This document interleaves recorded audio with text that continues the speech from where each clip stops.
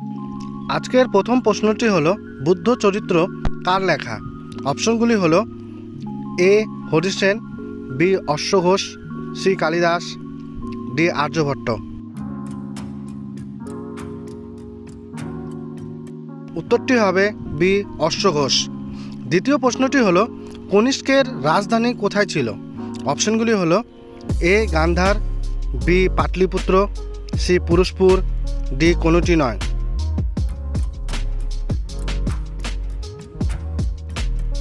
উত্তরটি হবে সি পুরুষপুর। তৃতীয় প্রশ্নটি হলো কুষাণ বংশের শেষ বিখ্যাত রাজা কে? অপশনগুলি হলো A Kanishka, B Vima Kadphises, C Vasudeva, D কেউ নন।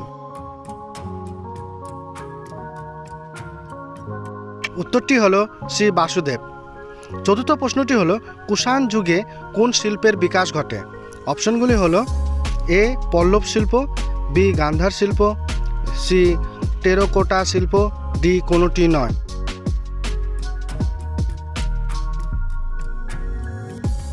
উত্তরটি হবে বি গান্ধার শিল্প। শেষ প্রশ্নটি হলো কুষাণরা কোন জাতির শাখা?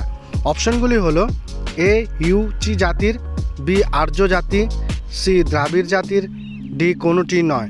সঠিক উত্তরটি হবে